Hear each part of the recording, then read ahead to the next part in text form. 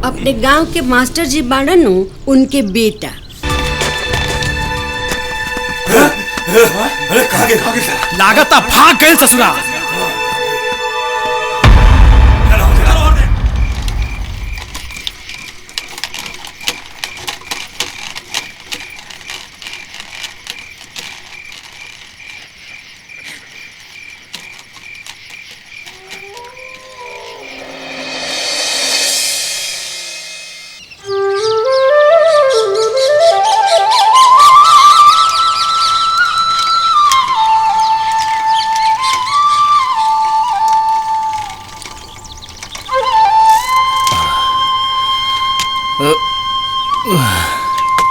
आई संभाल के।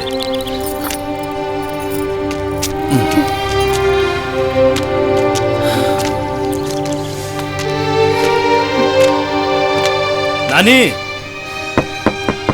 नानी। अरे के हो?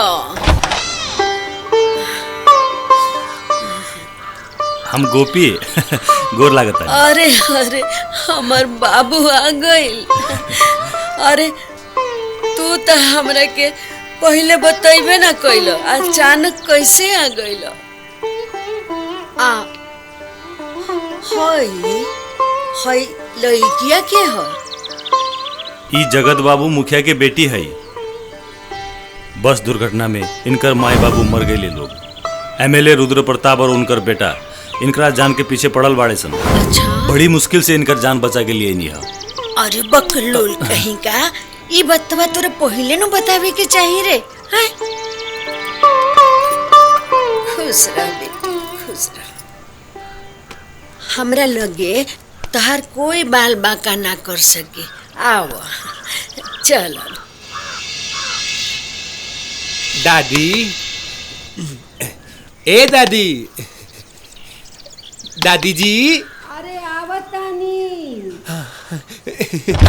के हो? जी प्रणाम। अरे अरे बिल्लू। अरे खुश रह बबुआ, आओ बैठ। अरे दादी, हम तो समाज सेवक ही। रउआ बैठी, रउआ बैठी।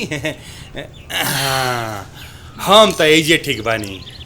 अब ई बताओ जी। कि इतना दिन के बाद एनी के रास्ता तोरा कैसे ही याद पड़ल हो? अरे दादी, हम तो समाज सेवा में इतना व्यस्त रहतनी कि तनिको फुर्सते नहीं मिलत। हमारा के इजाजत दी, हम जातनी। अरे बैठो, चाय पानी ना पियब? राधा बेटी तनी चाय पानी लेके आवो। जी नानी जी। के हेउ आइल बा काई घरवा में? अरे राधा होई, अच्छा अच्छा। ई बिल्लू हवन।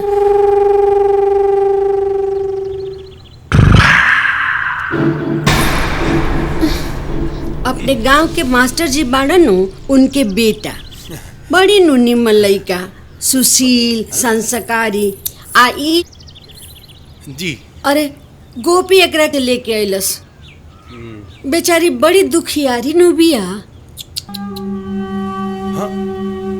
और बिल्लू कैसन बाड़े थे? अरे गोपी महाराज एकदम ठीक बानी। तू सुनावा। अपन का सुनाई, अब तो बस मेहनत मजदूरी करे के बा। तारा जैसन तेरनो तेज करे तो हमरा ना आवेला। का गोपी महाराज, तू हो लगला हमार मजाक उड़ावे? दादी जी कहाँ से आवेल साला कबाब में हड्डी। हम चला तनी। हमरा का छोड़ी। जी प्रणाम गोपी महाराज। अच्छा ठीक बा। नानी, ई आदमी हमरा के ठीक ना बुझाता।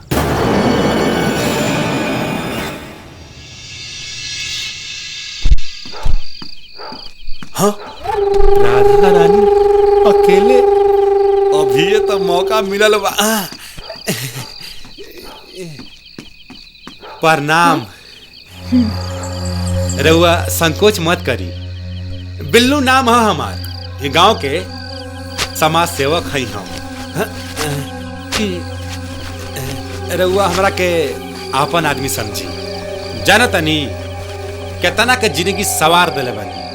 माल तो डंच पिया। रउआ एक बार आपन सेवा का मौका दी। राउरो जिंदगी सवार दे।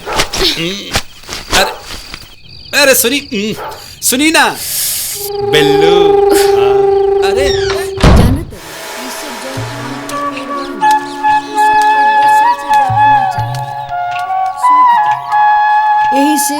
अब ही हम लगा देतानी ताकि 8-10 साल बाद इहो फूले फले लागे। नानी इतना दूर के सोच। हाँ? अब का करे, एगो त नाती बा और ओकरो सर पे सिनेमा के भूत सवार बा। पानी नानी हम पानी लेके आवा तनी। ठीक बा बेटी।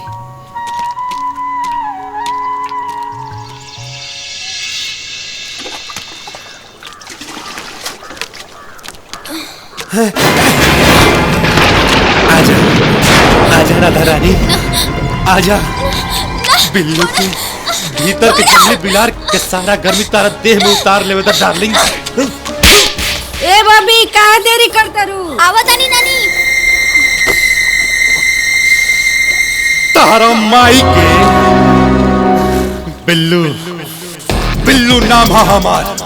बिल्लू बिगाड़े पे आ जाए तब भगवानों का जिंदगी ना बचा सकेलन। अब देख तमाशा हरामजादी, तो जियल मुहल्ला कर देनी, तो जीते जी हम अपन पिंडदान करवा दे, पिंडदान करवा दे। हट!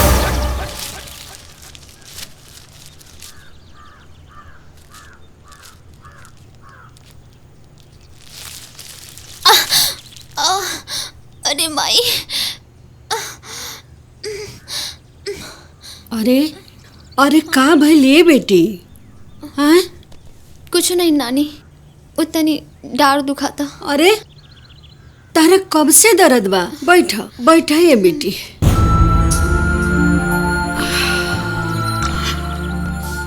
आहो आओ तनी तोहर कमरिया दबा दी। ना नानी ना ना। अरे बेटी तोहर नानिए नुहाई हो, इतना का सोचेलू? हमार बेटी हमरा लगे आ गेल बिया। आओ सुता।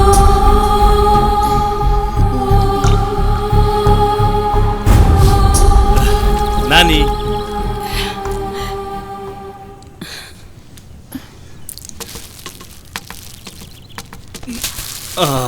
अरे हमर बबुआ आ गई। हई सब का ले आइल बड़ हो? आई बॉबी जी खातिर कपड़ा लेके आइल बानी। गोपी जी एकर का जरूरत रहे? अरे जरूरत रहे बॉबी जी, ना तो रउआ कैसे ना हम का पहिरेम। गोपी जी रवा ये सब। अब केहू कुछ ना बोली। नानी हमरा के बहुत भूख लागल बा, हमरा पेट में चूहा ना घोड़ा दौड़ता।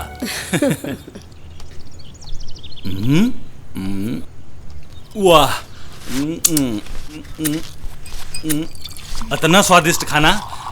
नानी मन करता तोहर हाथ चूम ली।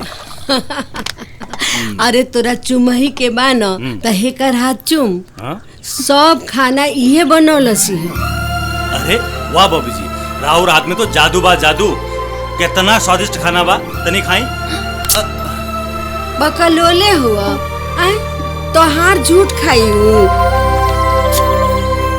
हद्दे लाई गड़बड़ा गेल का। बौरा कहीं का।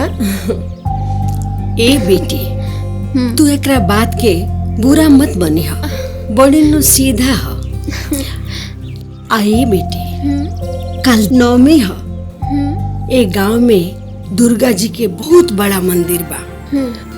ओइजा पूजा कैला से सबके मनोकामना पूरा हो जाला, बुझलू? ठीक बा नानी, काल चलल जाए। अब हम खाना लगा बतानी। आई नानी। बड़ा नु नीमन लड़की भी आई। Click on the bell icon to get regular updates from Venus.